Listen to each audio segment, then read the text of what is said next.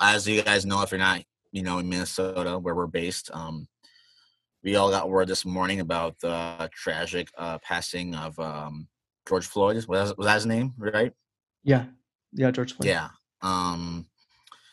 If if you're watching this video, and we all probably heard by now, of course, everyone's seen the video by now, of course, even today when the news just broke. And as of right now, the day that the story is breaking, the 4 police officers involved were fired. And yeah, it's I'm not gonna lie. Today was kind of a tough day. I was trying to get work done. I was coaching Milla's sister. I was trying to get a workout in, but my mood was just sour all day, and Yeah. I don't know. It's a lot to think about. Especially it happens. It happened in like Alabama where that one guy was shot, or Georgia, or wherever it was, like a few weeks ago. But the footage was like blurry and stuff, and it's in another state. But Yeah. when you see the video like crystal clear, like exactly what happened, and it's happened about 10 minutes away from where I live. Yeah. I mean, yeah, what are your thoughts, Kim? This is so terrible. I feel just like ashamed that it happened here, and then you hear like stats where it's like Minnesota really isn't like we have a pretty diverse like population, at least like in certain areas, but it's still like we don't do good like being like a proper community, and then things like this happen, and then it's I just mean, fucking awful. I think I've said on this podcast before, maybe not, but I don't consider myself Black. If you're listening to this podcast for the first time, I'm Ethiopian American, and that's how I've always seen myself. I've never seen myself as a Black American. If you don't disagree with me, I mean that's up to you. That's how you feel. But I'm just telling you how I feel. But at the same time, that does not mean there's no overlap in experiences and things that my specific community faces and the Black community faces in America. I've been blessed in my life not to experience a ton of racism, minimal amounts of racism, actually. I can count the amount of times that things of racist behavior have happened to me, but they have happened. And one time it was with a police officer. And, I think back to like those moments, even the one with the police officer, and I think to myself, like, wow, like things might have not gone. If things went any differently, I might not even be here. I mean, who knows, right? And yeah, I don't know. Like, I don't really think about it too often, but like anytime I'm like if I'm like leaving the bars at like late at night, and there's like a fight happening and there's police officers around, I'm like a little bit more on edge. I think the rest of my friends are, because like if I get caught up in it somehow, like, I think the cops might look at me first. But I don't know. I don't want to get too deep into all that, but I'll say it like this. I think in America, I think specifically where I am and where I live and the communities I'm around, I think racism happens less than what my Black friends think. At least in my personal life, racism happens less. But it definitely happens way more than my white friends think it does.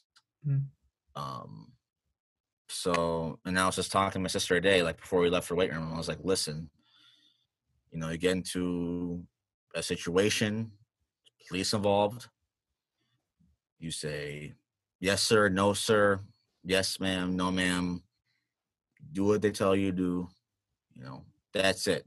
You're coming home. I don't care what they're saying, what they're doing. You just make it home, and yeah, I shouldn't have to have that conversation with her, but no, she's getting older. She's going to be on her own, going to college a couple years. I mean, and I don't want to think about those things, but when these situations keep happening, I start thinking about these things more. So, yeah, man. Just to compare to what you were saying, I've been pulled over maybe like a handful of times, and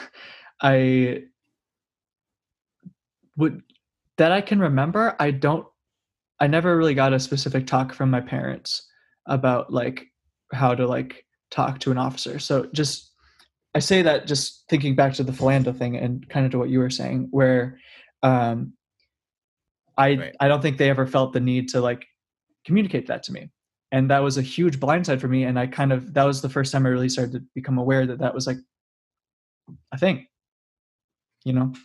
Whereas, like, Yeah. you need to, like, talk to your sister about this type of stuff, which is, like, a really heavy thing. Right. And for the record, I don't want to. I've said this show many times. I'm not liberal. I'm not conservative. I'm who I am. I have sides. I have views on both sides, and I have friends. You know, lots of friends in the Black community. Friends are Ethiopian like me, and a lot of them, are very supportive of Black Lives Matter, and I understand their viewpoint, and I recognize that has been a lot of injustices done to people of color by the police. It's happened. We've seen it on video. You can't really argue against that, right? At the same time, I have friends who are police officers. I have friends who believe in the justice system, and I understand their viewpoint. And I do support cops because the cops are us. They're part of the community. They're here to protect us. Um, so I think it's okay to have both viewpoints. Mhm, Say I do support police, but at the same time, I also um, see that there needs to be change in how we police, and that there needs to be more dialogue between the two communities, and we need to figure out how we can prevent these things from happening. Um, yeah, at the end of the day, we only spent too much on this. Just wanted to touch up on it because it just mm, happened in a day, and I'm sure by the time you guys hear this episode, there'll be more updates and there'll be more moving parts to the story. Um, Saying "f the cops," saying "fuck 12," saying hateful thing towards the police is not the answer to any of this. I understand that there might be like emotions of anger, emotions of sadness, emotions of rage, and all those are very valid in this time. But at the same time, we need to come up with solutions that are gonna fix problems like these. And in order to fix these problems, we have to find ways to work with police, not work against them. So that those are my thoughts on the situation. yeah. I guess I would say Just rest in peace, George Floyd. yeah, man. Yeah. Rest in peace, man. That video was hard to watch.